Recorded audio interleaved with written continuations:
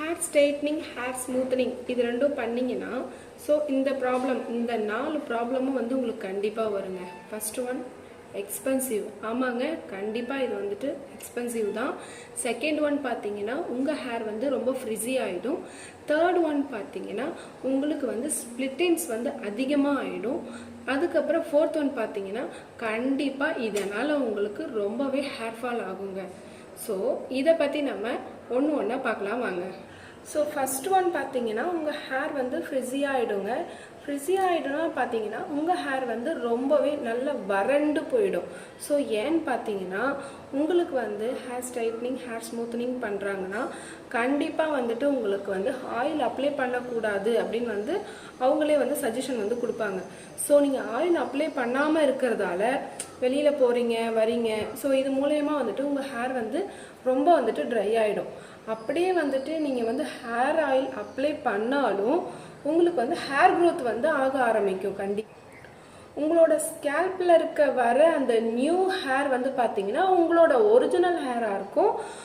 நீங்கள் பண்ணியிருக்க அந்த பாட்டமில் இருக்க ஹேர் வந்து பார்த்தீங்கன்னா ஸோ கண்டிப்பாக ஸ்மூத்தாகவும் நீங்கள் என்ன பண்ணியிருக்கீங்களோ அதாவது ஸ்மூத்தனிங், ஸ்ட்ரைட்னிங் எது பண்ணியிருந்தாலுமே அப்படி இருக்கும். ஸோ உங்களுக்கு வந்து கொஞ்சம் கொஞ்சமாக உங்களோட ஹேர் வந்து சேஞ்ச் ஆக ஆரம்பிக்கும். அதுக்கு தான் பார்த்தீங்கன்னா உங்களுக்கு வந்து ரூட் டச்சப் வந்து பண்ணிக்க சொல்லுவாங்க. ஸோ கண்டிப்பாக நீங்கள் வந்து ஹேர் ஸ்ட்ரைட்னிங், ஹேர் ஸ்மூத்தனிங் பண்ணிங்கன்னா எக்ஸ்பென்சிவ் தான். ஸோ செகண்ட் ஸ்டெப் வந்து என்னென்னு பார்த்தீங்கன்னா ஸ்ப்ளிட்டன்ஸ் வந்து அதிகமாகிடும். ஸோ ஸ்ப்ளிட்டன்ஸ் அதிகமாக உங்களுக்கு வந்து ஹேர் க்ரோத் வந்து ஸ்டாப் ஆகிடும். நீங்கள் என்ன நினைப்பீங்க, ஸோ நான் ஸ்ப்ளிட்டன்ஸ் வந்து அதிகமாக வந்துட்டே இருக்கேன், நம்ம வந்து ஹேர் கட் பண்ண ஸ்டார்ட் பண்ணுவோம்.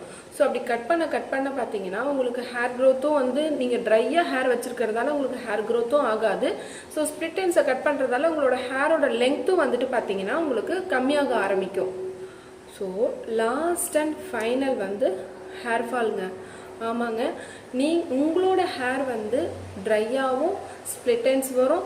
ஸோ இதெல்லாம் வந்துட்டாலுமே உங்களுக்கு ஆட்டோமேட்டிக்காக வந்து உங்களுக்கு ஹேர் ஃபால் வந்து ரொம்பவே அதிகமாக வந்து உங்களுக்கு ஸ்டார்ட் ஆகும். அது மட்டும் இல்லாமல் நீங்கள் வந்துட்டு ஹேர் ஸ்ட்ரைட்னிங், ஹேர் ஸ்மூத்தனிங் பண்ணிங்கன்னா எந்த ஒரு பிரைடும் போடக்கூடாது. ஸோ ஃப்ரீ ஹேரில் இருக்கணும்.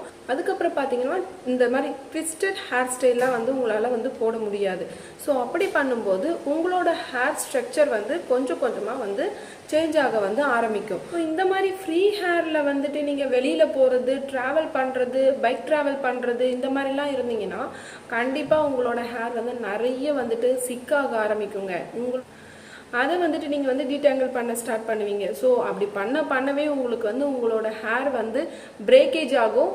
அது மட்டும் இல்லாமல் உங்கள் ஸ்கேல்ப்லேருந்தே வந்து பார்த்தீங்கன்னா நிறைய ஹேர் வந்து உங்களுக்கு லாஸ் ஆகும். அது மட்டும் இல்லாமல் ஹேர் ஆயில் வந்து நீங்கள் வந்து அப்ளை பண்ண வந்து கம்மி பண்ண உங்களோட ஹெட் வந்து பார்த்தீங்கன்னா நல்லாவே ஹீட் ஆகிடுங்க. ஸோ ஹீட் ஆக உங்களுக்கு இன்னுமே வந்து அதிகமாக வந்துட்டு ஹேர் ஃபால் வந்து ஸ்டார்ட் ஆகும். அது மட்டும் இல்லாமல் நிறைய கெமிக்கல்ஸ் யூஸ் பண்ணி தான் நமக்கு வந்து ஸ்ட்ரைட்டனிங்கோ ஸ்மூத்தனிங்கோ பண்ணுறாங்க. ஸோ நம்ம வந்து நேச்சுரலாக வந்துட்டு ஹேர் பேக் வந்து வீட்லேயே நம்ம எடுக்கும்போது நமக்கு வந்து ஹேர் க்ரோத் வந்து ஆக ஸ்டார்ட் பண்ணும். அப்படி ஹேர் க்ரோத் வந்து ஆக ஸ்டார்ட் பண்ணும்போது உங்களோட அந்த ஹேரோட ஸ்ட்ரக்சர் வந்து உங்களுக்கு கண்டிப்பாக மாற ஆரம்பிக்கும். ஸோ நானுமே பார்த்தீங்கன்னா 2 இயர்ஸ்க்கு முன்னாடி ஹேர் ஸ்மூத்தனிங் வந்து பண்ணியிருந்தேன். உண்மையை சொல்லப்போனால் அப்போ வந்து ரொம்ப பிடிச்சிருந்தது, ரொம்ப ஷைனிங்காக சில்கியாக நல்லா இருந்துச்சுங்க. ஆனால் போக போக ரொம்ப ஹேர் ஃபால் ஆக ஆரம்பிச்சிது. என்னோட ஹேர் வந்து ரொம்ப ட்ரை ஆகிடுச்சு. ஹேர் ஆயில் வந்து அப்ளை பண்ணாமல் இருந்ததால் ரொம்ப தலைவலிக்க ஆரம்பிச்சிது. ஸோ அதனால் பார்த்தீங்கன்னா ஹேர் ஆயில் வந்து அப்ளை பண்ண ஆரம்பித்தேன். அப்படி அப்ளை பண்ண ஆரம்பிக்கும் போது என்னோட அந்த ஸ்மூத்தனிங்கோட ஸ்ட்ரக்சர் வந்து என்னோட ஹேர் வந்து மாற ஆரம்பிச்சிது. ஸோ கொஞ்சம் கொஞ்சமாக வந்து நேச்சுரல் ஹேர் வந்து வர ஆரம்பிச்சிது.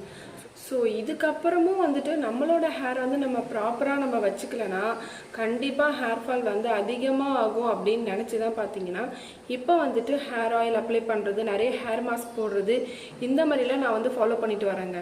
அப்படி ஃபாலோ பண்ணிட்டு வரதால என்னோட ஹேர் ஃபால் வந்து நல்லாவே ரெடியூஸ் ஆகிருக்கு. ஹேரோட ஸ்ட்ரக்சருமே வந்துட்டு பார்த்தீங்கன்னா மாற ஆரம்பிச்சிருக்கு. என்னோட ஒரிஜினல் ஹேரோட ஸ்ட்ரக்சர் வந்து வர ஆரம்பிச்சிருக்கு.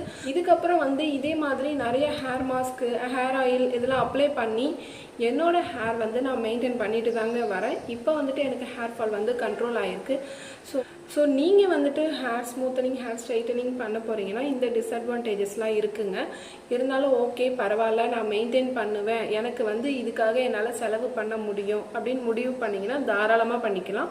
இல்லை என்னால் வந்து முடியாது அப்படின்னு நினச்சிங்கன்னா கண்டிப்பாக பண்ணாதீங்க. உங்கள் ஹேர் வந்து உங்கள் கையில் தான் இருக்குது. ஸோ அதை வந்து ப்ராப்பராக மெயின்டைன் பண்ணுங்கள். இந்த வீடியோ உங்களுக்கு பிடிச்சிருக்குன்னு நம்புகிறேன். பிடிச்சிருந்தா லைக், ஷேர், சப்ஸ்கிரைப் பண்ணுங்கள். தேங்க்யூ.